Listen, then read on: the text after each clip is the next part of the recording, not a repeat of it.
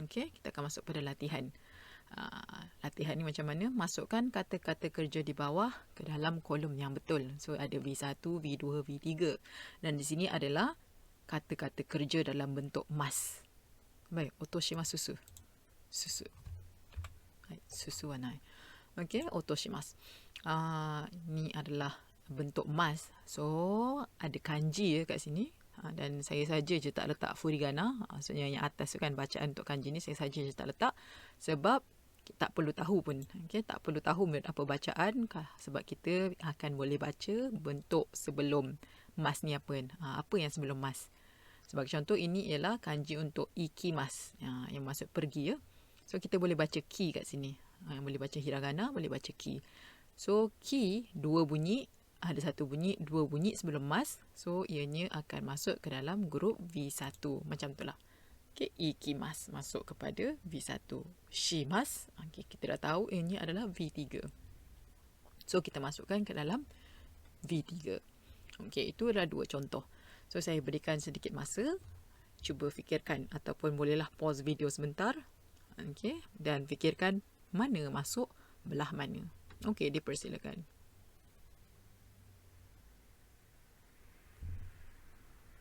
Okey, saya harap semuanya telah dapatlah buat latihan ini dengan baik. So, kita akan buat sama-sama. So, yang pertama ialah ikimas. Yoi. Okey, ikimas masuk ke dalam bentuk V1. Shimas adalah bentuk V3. Yarimasu. Okey, ri sebelum mas ialah ri. So, dia masuk ke dalam V1. Otoshimasu. Okey, otoshimasu sebelum mas adalah shi. Ini juga termasuk dalam V1. Dan kemudian ada aimasu. Aimas maksud jumpa. Aimasu sebelum mas ianya ialah bunyi i, maka ianya juga masuk ke dalam grup V1.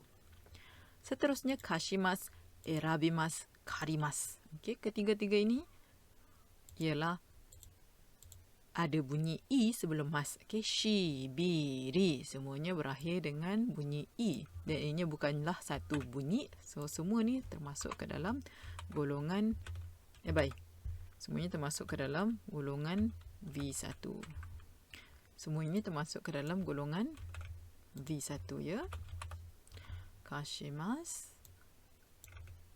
Erabimas yang bermaksud pilih.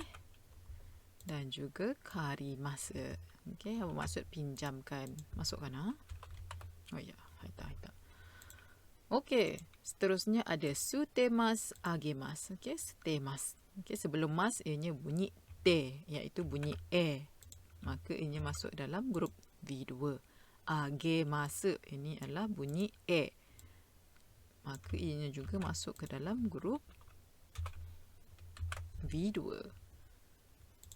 Seterusnya kita ada kirimas, machimas. Okey, kirimas dan machimas. Okey, dua-dua ini ialah berakhir dengan bunyi i. Maka ianya masuk ke dalam V1. Machimas juga masuk ke dalam V1.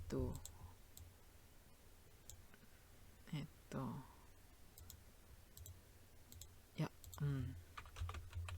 Okey, machimas. Kemudian kita ada kimas. Dan kena ingat kimas ini walaupun dia hanya satu bunyi i sebelum mas, ianya tidak masuk dalam grup V2 tetapi ianya adalah masuk ke dalam grup special V3. Okey, kimasu. Seterusnya ada furuemasu. Okey, furuemasu.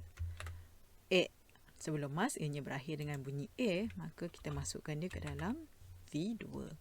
Dan yang terakhir sekali ialah imas yang bermaksud ada. Ada ataupun adalah, tapi ini adalah untuk binatang ataupun manusia.